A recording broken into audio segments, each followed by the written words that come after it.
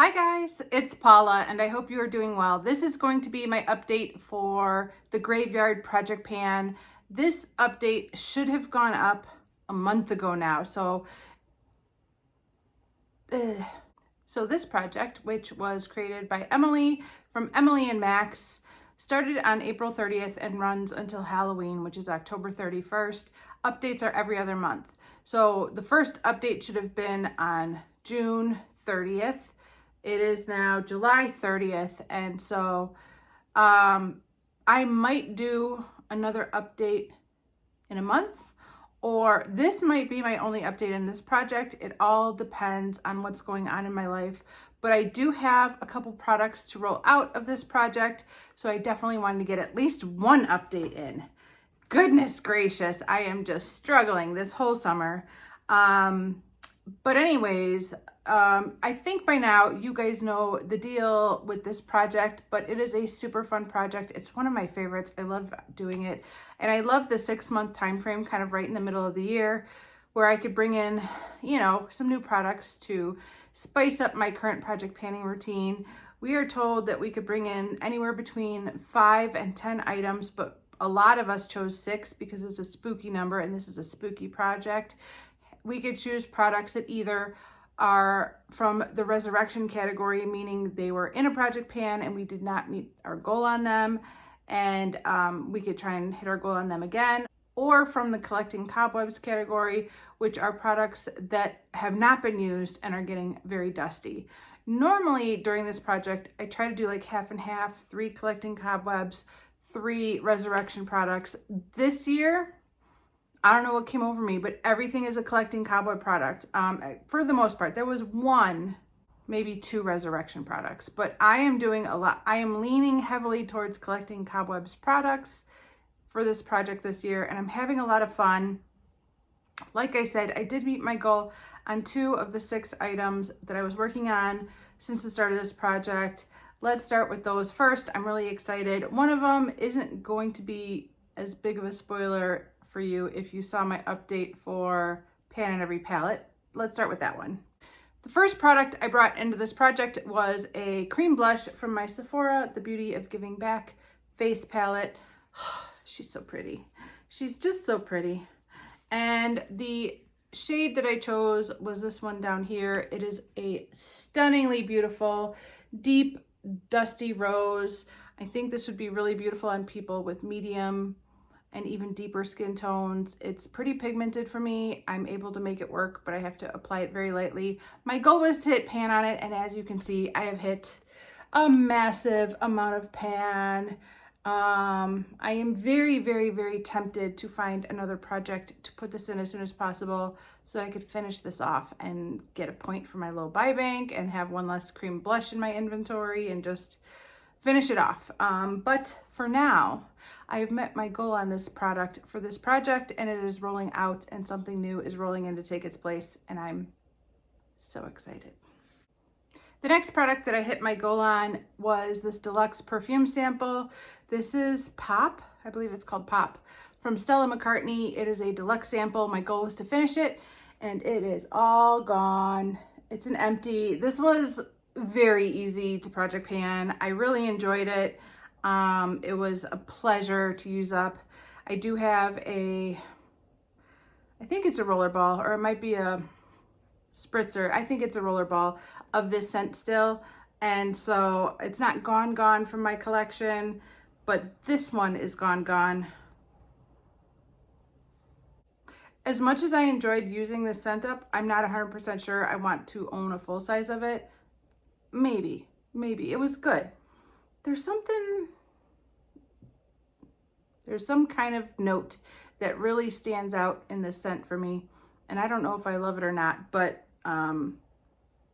like I said, this was very easy to use up and I enjoyed it. And it was great for like April or for like May, June, the late parts of spring, early parts of summer. This is a really good scent for that time of year. So yeah, it was a joy to pan, but I'm really happy to have one less deluxe perfume in my inventory and sitting on a shelf in my bathroom staring at me. So glad to have it gone. All right, the other 4 products that I've been working on for the past 3 months are rolling over because I have not met my goal on them. The one that I think I've made the most progress on is this Too Faced Shadow Insurance. This is a deluxe sample as well, but don't let that fool you. There's an absolute ton of product in here. But that being said, I've been using this almost every single day. I'm surprised by how much I've used this. Other base products that I was trying to focus on prior to the start of this project have really kind of gone by the wayside because I just reach for this every single day. It's this is the Candlelight. This is the Candlelight version, which I think the Candlelight version means that it has a bit of a like shimmery goldeny hue to it. It's very subtle, and depending on what kind of eyeshadow you put on top of it, you won't notice it. So that it's not really a pro or a con for me because I basically cover it up. I mainly try to focus any eyeshadow bases or primers that I put on in my crease because that's where I'm going to have the most trouble. So I put it in my crease, and whatever I put in my crease is going to be covered up by a different eyeshadow, by a powder eyeshadow. So it doesn't really matter that it's this this Candlelight version. That's not really relevant, but it is kind of pretty and fun. That being said, I don't know if I could finish this by Halloween. It's probably not, but I think I will have made a lot of progress towards finishing this up by Halloween, and I've really been enjoying working on this. It's a lovely product, and I've had it for a very, very long time, so it'll be good to move it on out of my collection at some point. Product number 3 just had the goal of hitting pan. I couldn't do it by today. That is this ColourPop Super Shock Shadow in the shade Cheeky. I do have a slight dip happening in the middle there. One of the reasons I pulled this shadow into this project was because there is a shirt that I wear that is like a neon peach, a peachy pink neon shirt. I love it. I get compliments on it all the time. It's one of my favorite shirts to wear. I pull it out in early spring and I wear it until fall. And then I put it away because I just feel like it is not appropriate for fall and winter. And then I get so excited when spring rolls around again. It's one of the few shirts I've bought a backup of. This is actually the same style shirt from the same brand. It is Apartment 9, and I get it at Kohl's. And it's got these like kind of big loose sleeves for my big huge arms, and it's got one cuff, and I love where the cut of the sleeves are. I love the way it feels like I'm wearing nothing. It's just very light and airy and comfortable. But anyways, long story short, the reason I pulled this shadow in was to try and match that shirt. And unfortunately, this is still a little bit more orangey, yellowy compared to that peachy pinky shirt. It doesn't quite match, but I have still been enjoying this shade regardless. It's a beautiful shade. I tend to use it in my like transition area. That's kind of where I like to put a shade like this. I'm not wearing it today. I don't know why I stuck it up to my eye. Like, can't you see it matches? No, it doesn't match. I'm not wearing it. But when I do wear it, that's where I put it. But there is no pan yet. I just have so many eyeshadows. It's hard to keep all the eyeshadows I'm project painting in the forefront of my mind at all times. And sometimes I forget about them, but hopefully I could hit pan on this before Halloween. The other eyeshadow that I'm working on in this project had 2 goals, and I didn't achieve either of them. The first goal was for me to repress the broken shadow in here, and I haven't done that yet. And the second goal is for me to hit pan on the 3rd shade in this Maybelline Eye Studio Quad in Natural Shock. This was one half of my Pan That palette from last year. I was working on this palette alongside a different quad from Clinique that was all matte. Obviously I didn't finish it. I have never finished a Pan That palette in the 1-year time frame that I'm given, but I felt like I was unbelievably close to hitting pan on this 3rd shade here. I have used it several times in this project, and I feel like I'm even closer to hitting pan, but I don't think I see any pan yet. There is no like silver pan that these are pressed in. They're pressed right into the black packaging, so it might not be easy to tell when I do hit pan, but I'm pretty sure there's no pan at this point. So I have achieved 0 out of 2 goals that I set for this palette. I really need to repress that shadow. I really need to hit pan on that 3rd shade. This third shade is, by the way, one item that's in my 2023 Project Pan Roast. So it would be really good to finish it for that project.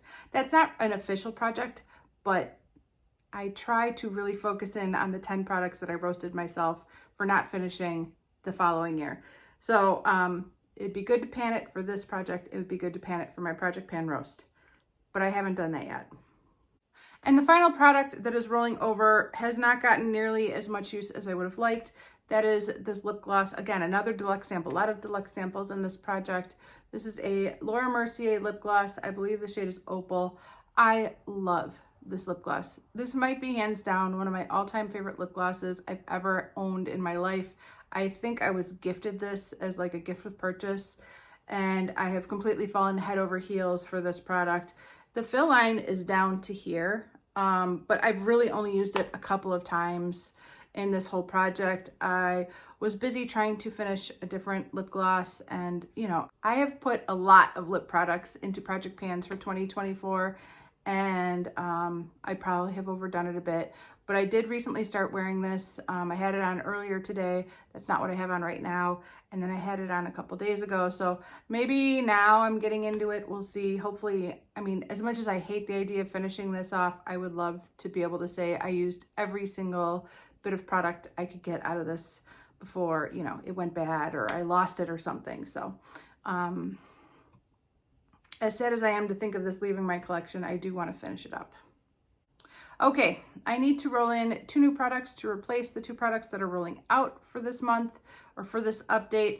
The first product is a product that I pulled when I was doing my inventory in January. It kind of caught my eye, and I thought, oh, let me leave it out and see if I use it. And I have been using it. I've been using it quite a bit. That being said, it's not going anywhere quickly, but I have been using it a lot, and I thought, okay, it's time to make it official. Let's put you in a project and let the world know what's going on with you, because I've just been kind of wearing it a ton on the side, but nothing official. And that is this lip liner right here. This was a hand-me-down from Jamie. Got a lot of hand-me-downs from Jamie. I believe this is just by the brand Coty. I don't know if Coty is still making makeup. They make that Coty Airspin, the setting powder, right? The loose powder that's very popular. I don't know what else they're making. But this is the shade Coffee. This is such a Jamie shade of pencil.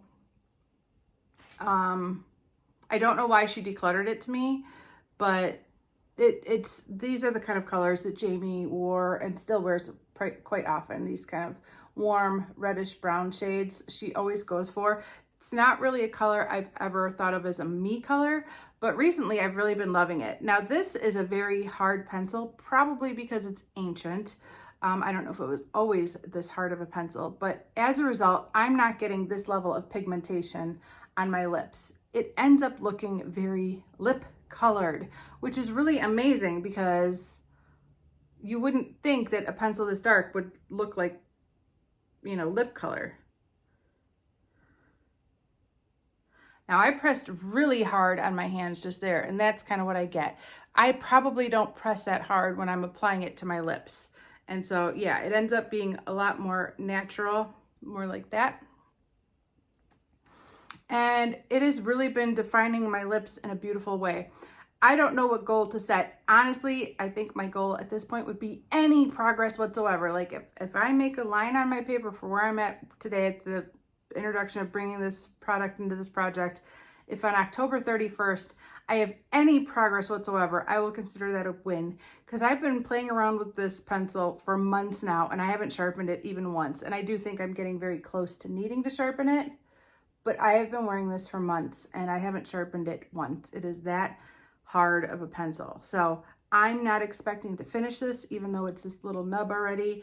I'm not expecting to make any significant progress, but if I can at least make any progress, I will count that as a success. But I have been wearing this quite a bit, and I figured why not roll it into this project and make it official.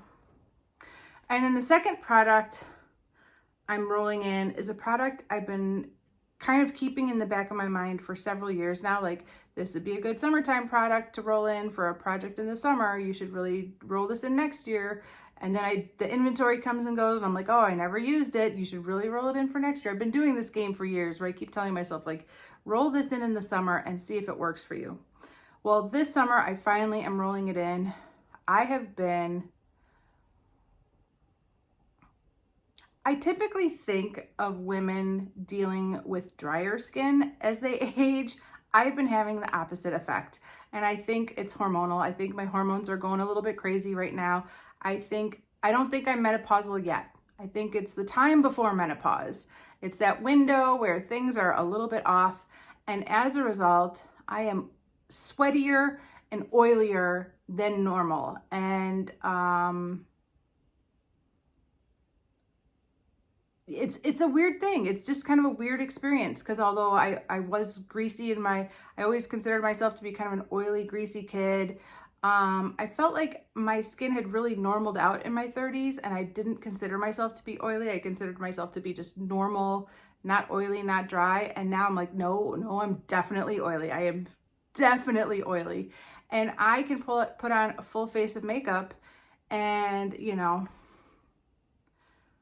couple hours later, I look like my mom wiped Vaseline all over my face. Like, I am shiny. My entire forehead, my nose, my chin is just shiny.